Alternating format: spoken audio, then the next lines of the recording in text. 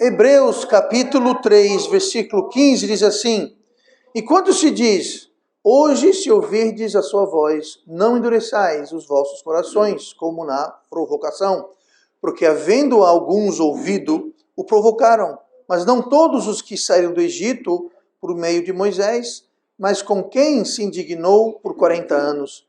Não foi porventura com os que pecaram, cujos corpos caíram no deserto? E a quem jurou que não entrariam no seu repouso, senão aos que foram desobedientes? E vemos que não puderam entrar por causa da sua incredulidade. E vamos orar. Amado Pai, obrigado pela tua palavra, abençoe agora a sua pregação, nos dê ouvidos para ouvir, eu te peço em nome de Jesus. Amém. E vamos sentar esta manhã e hoje nós vamos falar sobre o descanso do Senhor. Pastor, que descanso? Bom, se a gente ler o versículo 18, fala assim: E a quem jurou que não entrariam no seu repouso. O que é repouso? Repousar, descansar. Então Deus aqui tem um repouso. E ele está falando aqui sobre o povo hebreu que saiu do Egito.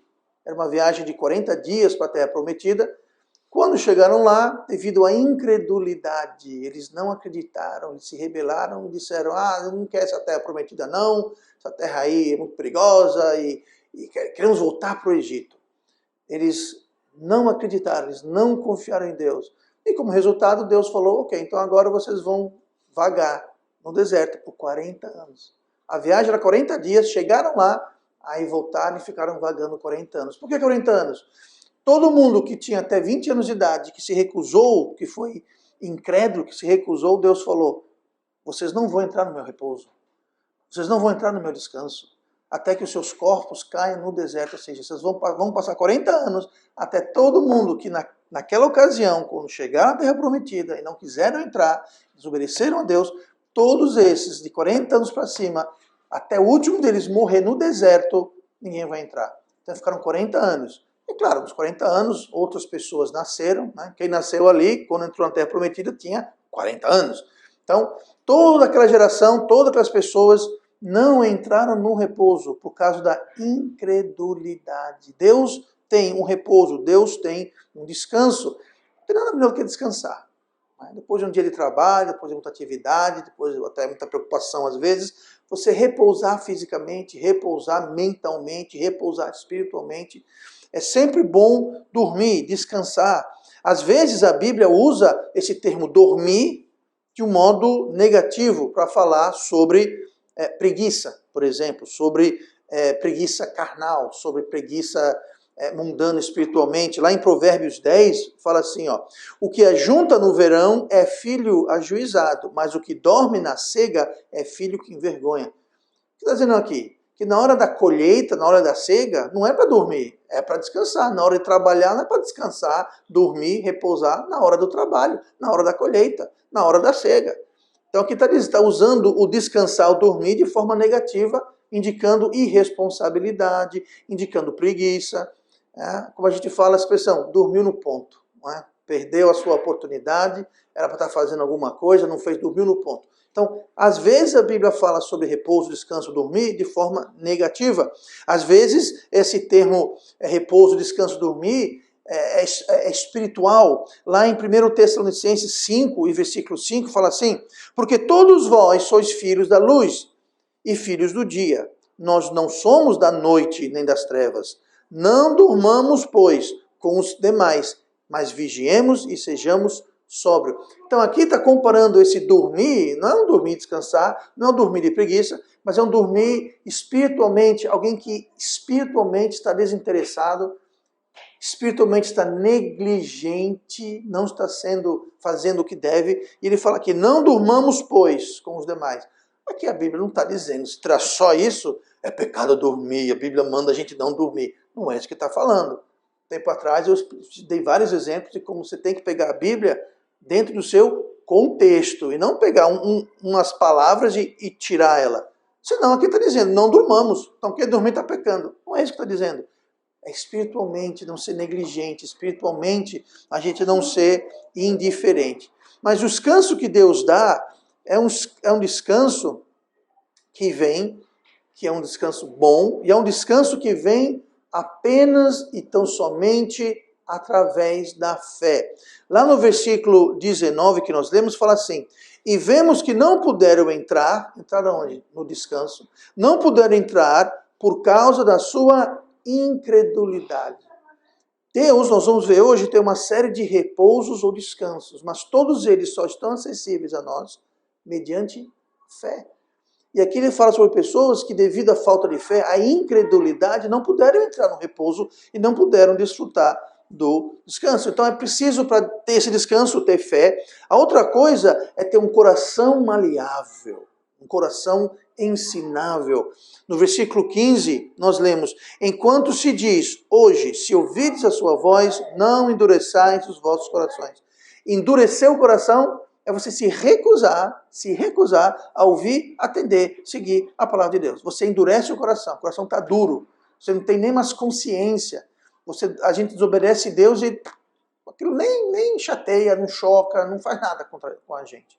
Então tem que ter fé e tem que ter um coração maleável. Né? É o que o texto está falando para nós hoje. Então vamos ver algumas formas, alguns tipos de descansos, de repouso que Deus dá a cada um de nós, mediante a nossa fé e mediante a gente ser ensinável, ter um coração maleável e não um coração duro.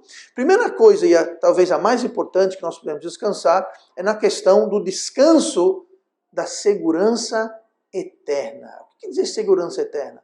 Quer dizer que quando nós somos salvos, uma vez que somos salvos, nós somos salvos para sempre. Vida eterna. Não fala vida temporária, é vida eterna. Lá em João capítulo 10, e versículo 28, Jesus falou assim: e dou-lhes a vida eterna. Bom, a gente podia parar aí, né? Jesus dá o quê? Vida eterna. Mas, continua. E dou-lhes a vida eterna, e nunca hão de perecer. Então não precisava nem falar mais nada, mas Jesus fala, vida eterna, e nunca vão perecer. O que é esse perecer? Esse perecer é a morte espiritual, o inferno, é perdição. Então eu dou a vida eterna, nunca hão de perecer. Como mais claro? O que quer dizer nunca? Nunca é jamais, nunca é nunca. Nunca hão de perecer, mas continua.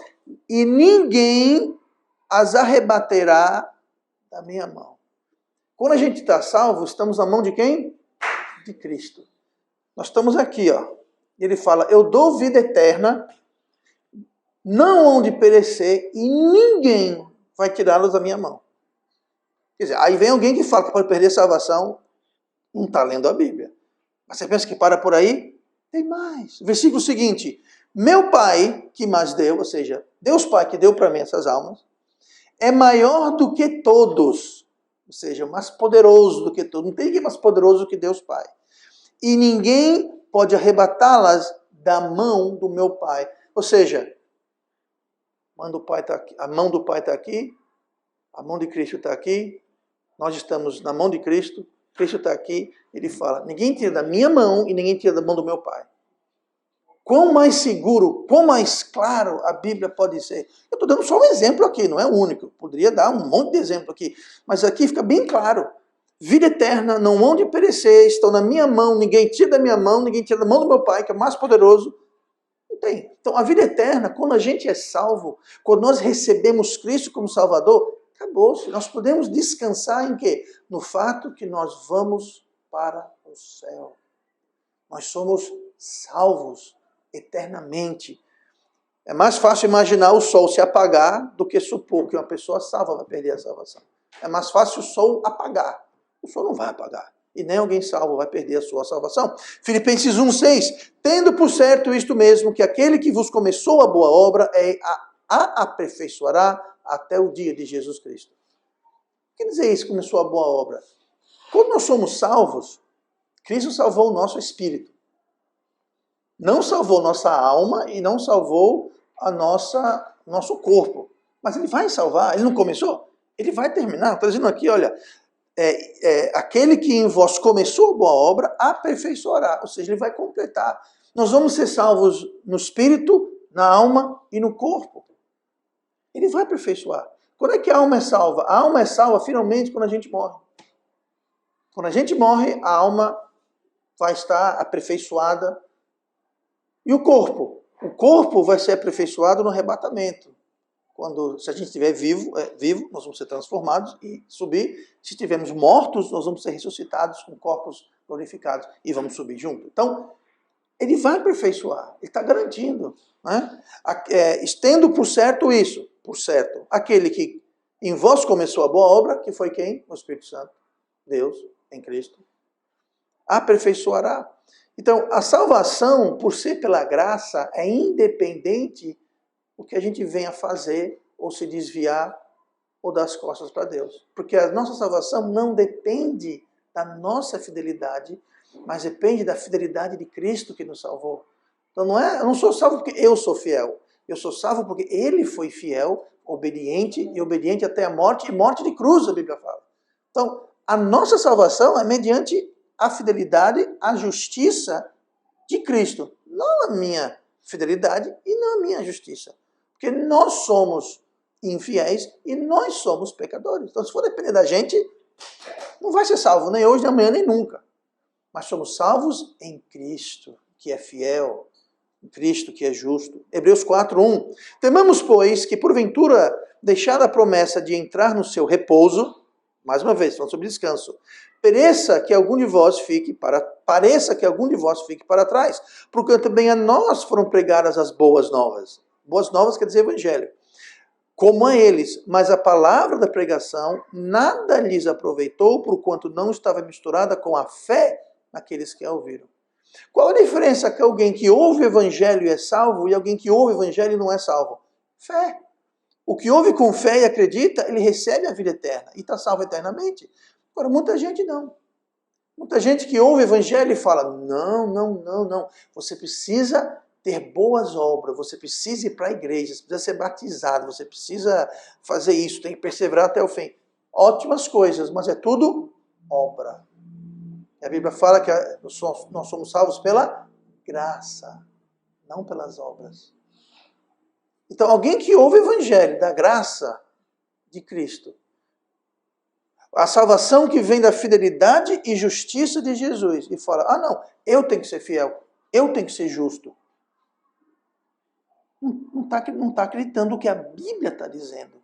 E tal pessoa fica incapaz de ter o repouso, o descanso da vida eterna e da certeza da vida eterna, porque não está acreditando o que a Bíblia está falando. Agora, quem acredita, como eu acreditei 30 anos atrás, dia 21 de julho de 1991, eu ouvi o Evangelho, eu criei no Evangelho, e eu falei, eu não tenho condições de ser salvo, nem hoje, nem amanhã, nem nunca.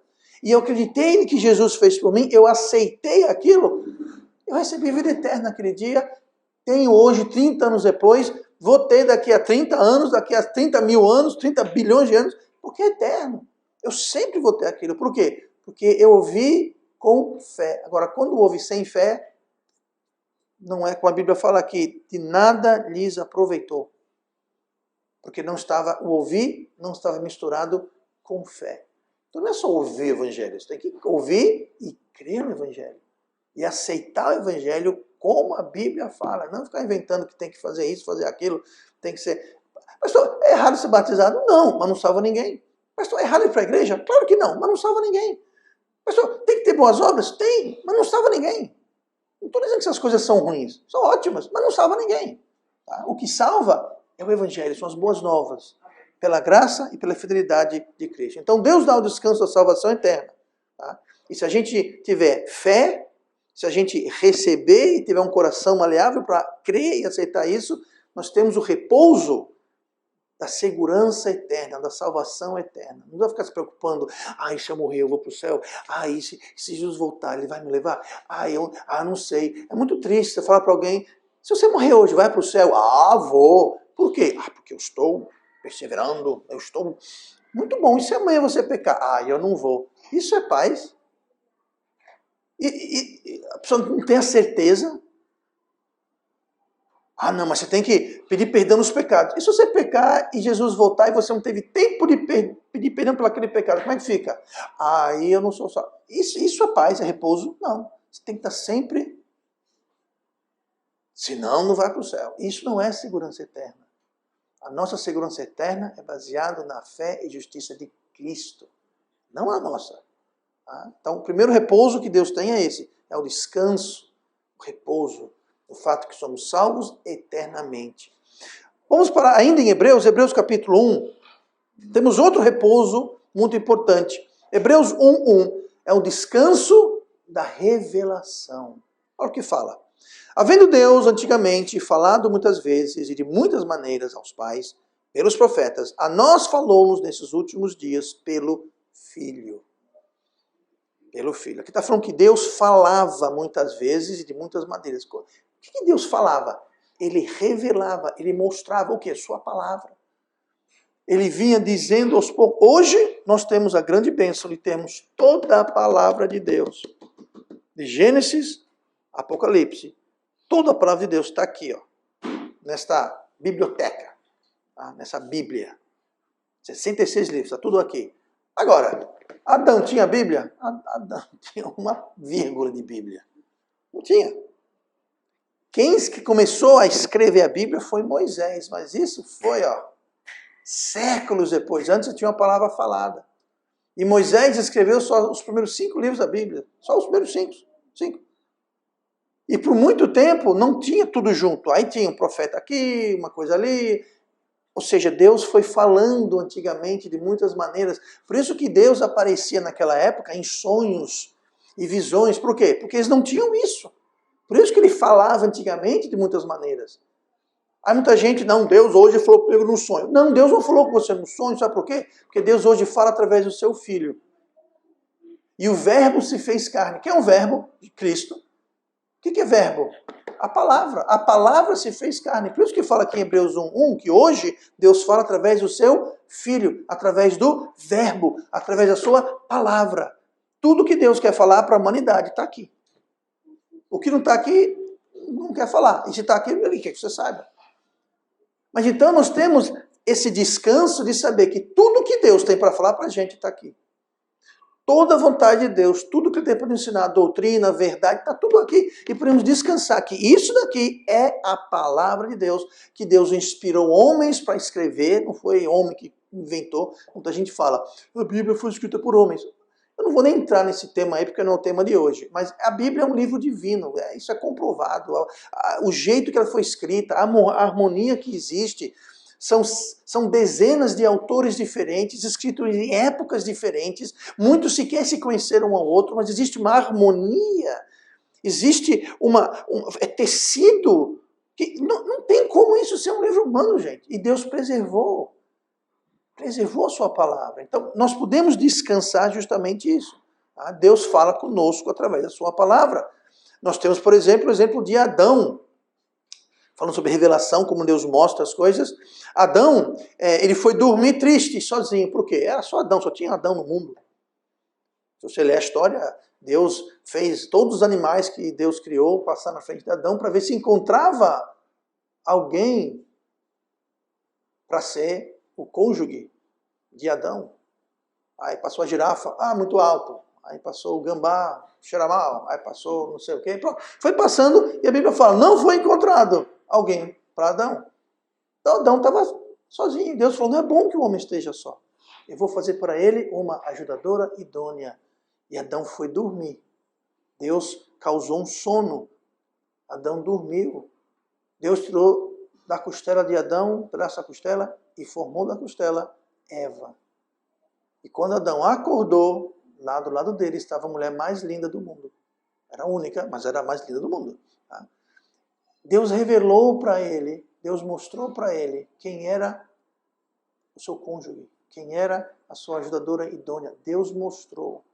Deus revelou. Como? Está aqui, ó. Não havia dúvida alguma. Logo depois que Adão acordou, ele falou, agora sim, agora sim. Mas quem mostrou foi quem? Foi Deus. Deus revelou para ele, Gênesis 2:21. Então o Senhor fez cair um sono pesado sobre Adão. E este adormeceu e tomou uma das suas costelas e cerrou a carne em seu lugar. E formou Eva daquela costela. Abraão é outro que foi instruído, foi revelado para ele sobre a sua descendência, em Gênesis 15:12. E pondo-se o sol, um profundo sono caiu sobre Abraão. Você vê como Deus causou em Adão um profundo sono. Aqui em Abraão, Deus causou um profundo sono. Deus falava naquela época, porque nem Adão, nem Abraão tinham isso. Nada disso. Aí continua. E eis que grande espanto e escuridão caiu sobre ele. E nessa escuridão, Deus apareceu para ele e falou: a sua descendência vai ser fabulosa. Vou dar para você um povo, uma terra.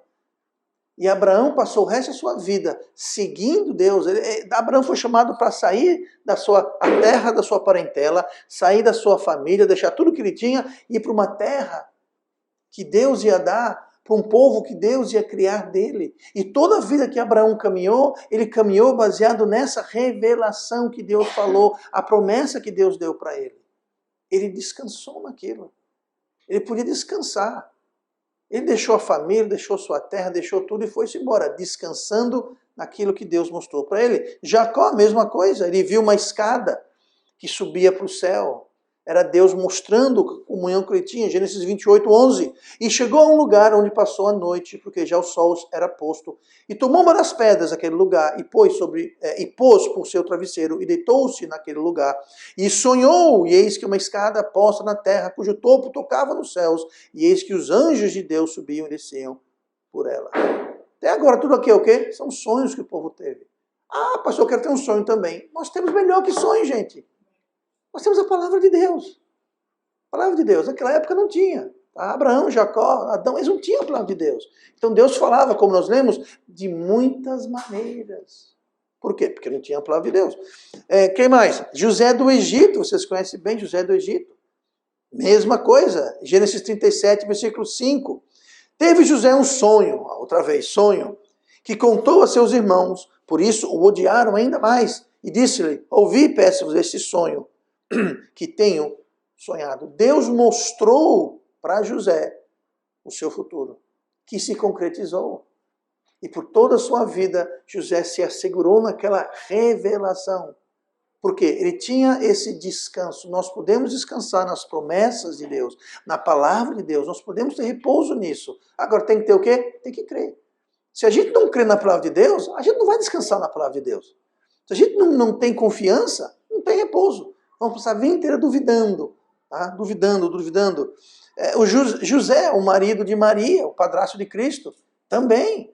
Ele estava prestes a casar, quando fica sabendo, a noiva dele fala, eu estou grávida. E agora? O filho não é meu. O que eu faço?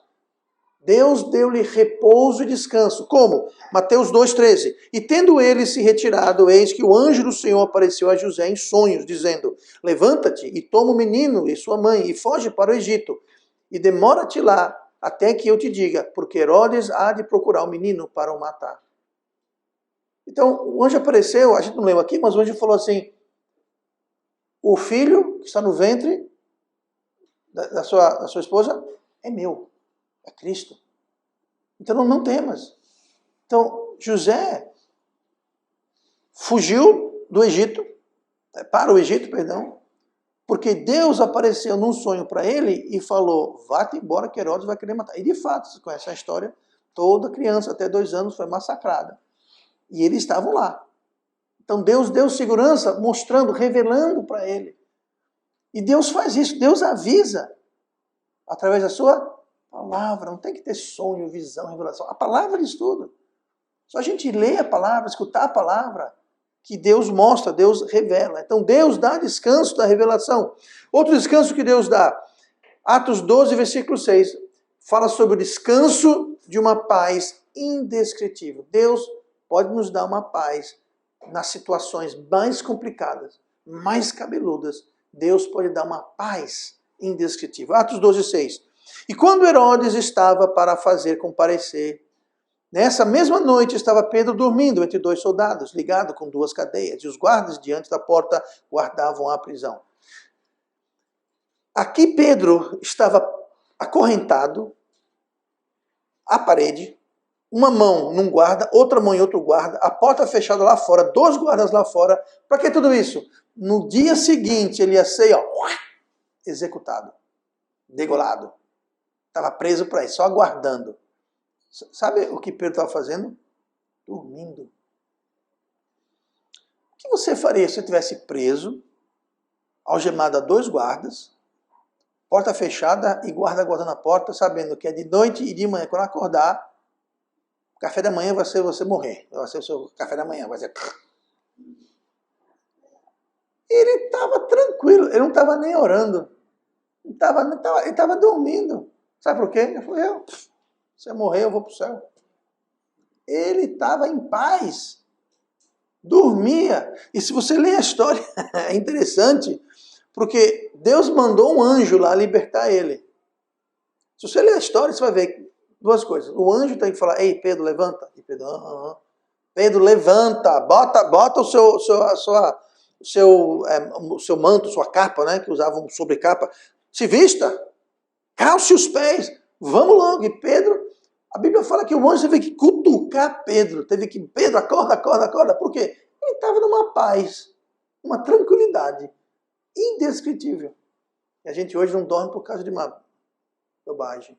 Pois Pedro estava prestes a ser executado, o anjo teve que sacudir Pedro, cutucar Pedro, praticamente vestir Pedro, calçar Pedro, arrastar Pedro para fora, as correntes caíram, a porta se abriu e Pedro escapou.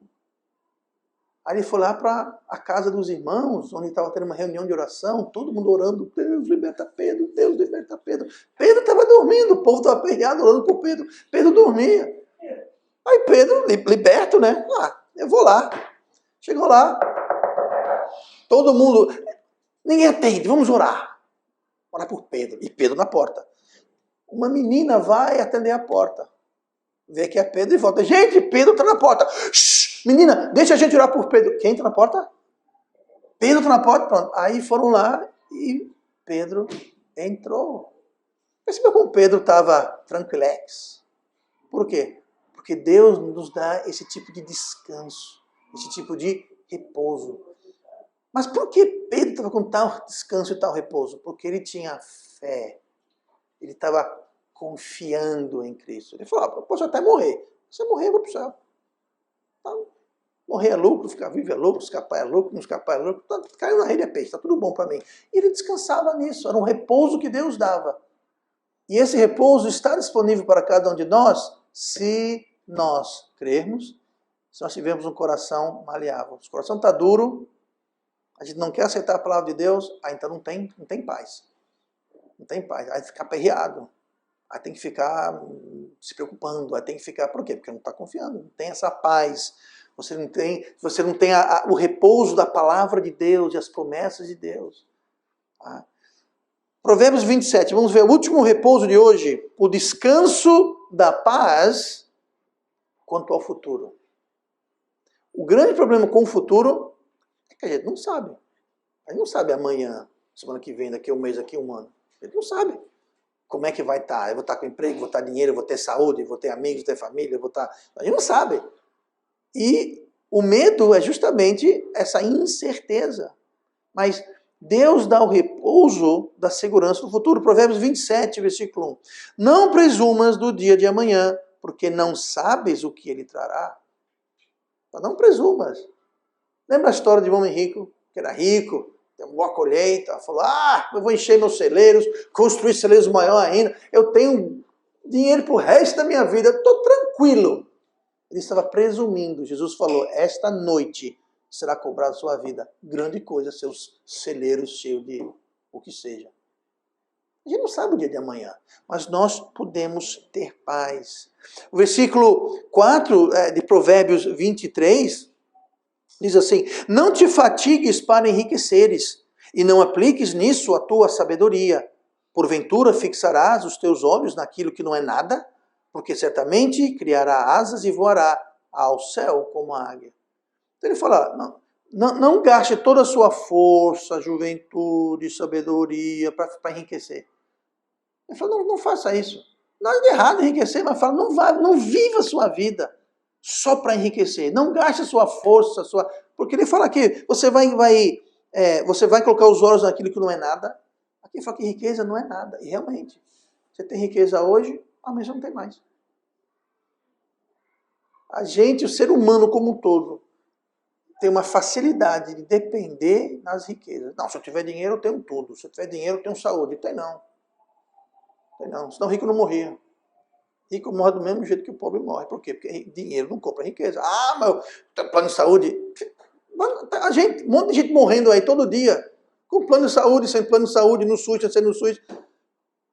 Ah, mas se eu tiver dinheiro, a Bíblia fala que ela voa. O que quer dizer isso? Hoje você tem, mas você não tem mais.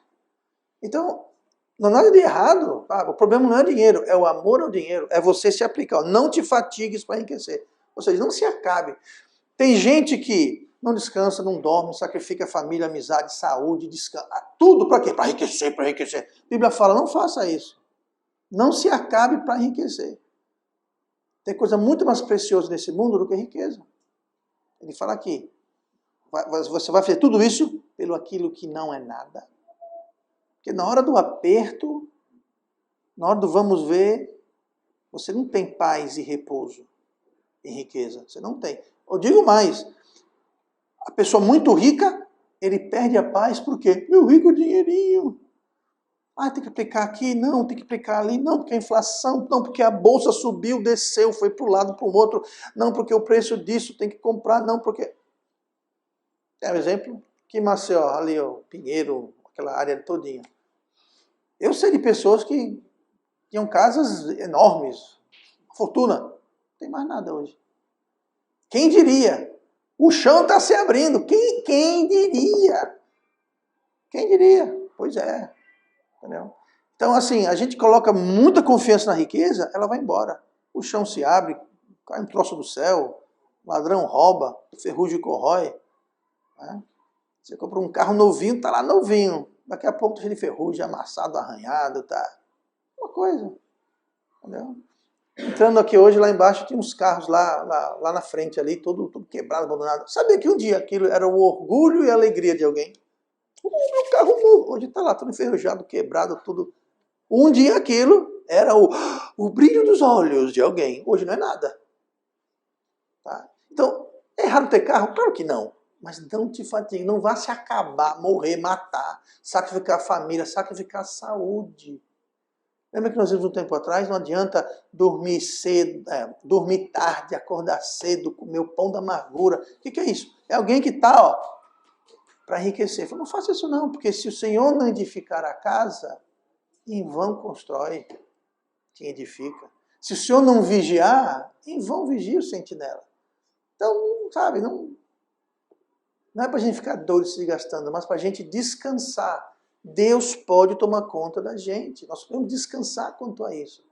Não. Se eu não tiver 1 milhão no banco, eu não vou descansar. Então, você não vai descansar, provavelmente. E quando você tiver 1 milhão, eu quero 1,5 agora.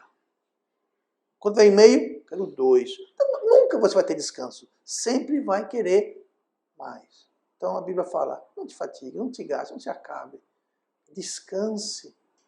E confie em Deus. Porque muita gente faz isso preocupada com o futuro. Mas e se... Calma. Deus já está lá no futuro.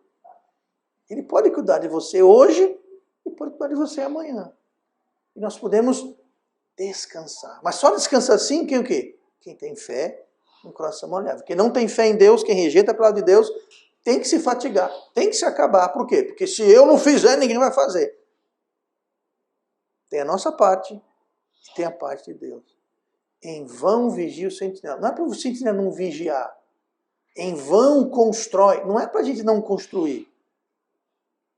Entender que é uma parceria. Nós fazemos a nossa parte e Deus faz a parte dele. Tem muita gente que quer ficar assim, ó, braço cruzado. E aí, Deus, manda aí aquilo. Não. Tem a nossa parte e tem a parte de Deus. Nenhum, nem o outro. É uma parceria. Quando estamos em parceria com Deus, nós podemos ter paz. Porque um dos nomes de Cristo é Príncipe da Paz. Há um repouso, mas nós temos que ter fé. Amém? Vamos orar.